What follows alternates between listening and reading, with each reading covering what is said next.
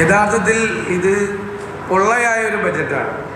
കാരണം നിലവിലെ സാമ്പത്തിക സ്ഥിതിയെക്കുറിച്ച്, സംസ്ഥാനത്തിൻ്റെ സാമ്പത്തിക അവസ്ഥയെക്കുറിച്ച്, ധനസ്ഥിതിയെക്കുറിച്ചുള്ള യാതൊരുവിധ പരിഗണനയും ഇല്ലാതെ പൊള്ളയായ വാക്കുകൾ കൊണ്ടുള്ള ഒരു നിർമ്മിതിയാണ് ഈ ബജറ്റ്.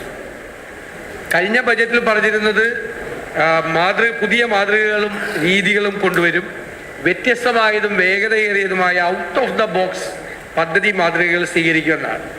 എന്താണ് ഔട്ട് ഓഫ് ദ ബോക്സ് പദ്ധതി മാതൃകകൾ? അതിനിടയിൽ ബഹുമാനപ്പെട്ട ധനകാര്യമന്ത്രി തൻ്റെ പ്ലാൻ ബി പറഞ്ഞു. കഴിഞ്ഞ ദിവസമാണ് എല്ലാവർക്കും മനസ്സിലായത് പ്ലാൻ ബി എന്ന് പറയുന്നത് ഈ പ്ലാൻ വെട്ടിക്കുറയ്ക്കലാണ്. പ്ലാനിൽ ഗൗരവതരമായ വെട്ടിക്കുറവ് നടത്തിയിട്ട് വീണ്ടും പ്ലാൻ അലോക്കേഷനെ കുറിച്ച് പറയുന്നതിൻ്റെ വിശ്വാസ്യത എന്താ? എത്ര 15,000 കോടി രൂപയുടെ പദ്ധതികളാണ് 2024-25 സാമ്പത്തിക വർഷത്തിൽ വെട്ടിച്ചുരുക്കിയത് എന്ന് നമ്മൾ അറിയണം. നിയമസഭ പാസാക്കിയ അപ്രോപ്രിയേഷൻ ധനാഭ്യർത്ഥനകൾ പാസാക്കിയ നിയമസഭ പണം ചെലവാക്കാൻ അനുമതി നൽകിയ പണം എക്സിക്യൂട്ടീവ് ഓർഡറിലൂടെയാണ്, നിയമം ലംഘിച്ചുകൊണ്ടാണ്, എക്സിക്യൂട്ടീവ് ഓർഡറിലൂടെയാണ് ഈ പദ്ധതി തുക വെട്ടിക്കുറച്ചത്. ഒരിക്കലും ചെയ്യാൻ പാടില്ല. ഭരണഘടനാ വിരുദ്ധമായിട്ടുള്ള ഒരു നടപടിയാണ് ഗവൺമെൻറ് ചെയ്തത്. നിയമസഭ പാസാക്കിയ അത് വേറൊരു സർക്കാർ ഉത്തരവിലൂടെ, എക്സിക്യൂട്ടീവ് ഉത്തരവിലൂടെ ആ പണം മുഴുവൻ വെട്ടിച്ചുരുക്കിയിരിക്കുകയാണ്. ന്യൂനപക്ഷ സ്കോളർഷിപ്പുകൾ വെട്ടിക്കുറച്ചത് കൂടാതെ പട്ടികവർഗ പദ്ധതിയിൽ, പട്ടികജാതിക്കാരുടെ പദ്ധതിയിലെല്ലാം വ്യാപകമായ വെട്ടിക്കുറവുകളാണ് നടത്തിയിരിക്കുന്നത്.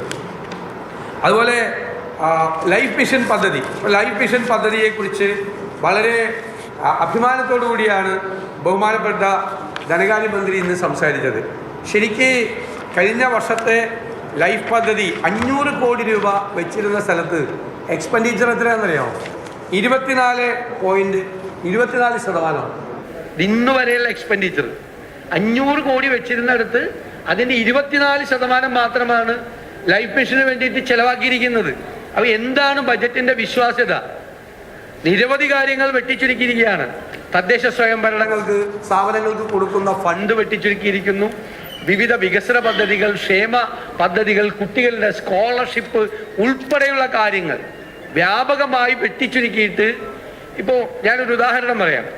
700 കോടി രൂപ സപ്ലൈകോയ്ക്ക് വെച്ചിരിക്കുന്നു. സപ്ലൈകോയ്ക്ക് സർക്കാർ തന്നെ ഇപ്പം അത്രയും പൈസ കൊടുക്കാറുണ്ട്, കടമായിട്ട് കൊടുക്കാറുണ്ട്. അതായത് വിതരണക്കാർക്ക് കൊടുക്കാനും നെല്ല് സംഭരണത്തിൻ്റെ പണവുമായിട്ട് 700 കോടിയോളം രൂപ കൊടുക്കാറുണ്ട്. ഇപ്പം ഈ വർഷത്തെ അലോക്കേഷൻ വെച്ചിരിക്കുന്ന 700 കോടിയാണ്.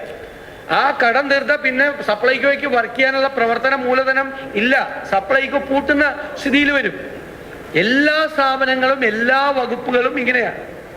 കാരുണ്യ പദ്ധതി ഏകദേശം 1800 കോടിയോളം രൂപയാണ് സർക്കാർ ആശുപത്രികൾക്കും വിവിധ സ്വകാര്യ ആശുപത്രികൾക്കും കൊടുക്കാനുള്ള തുക.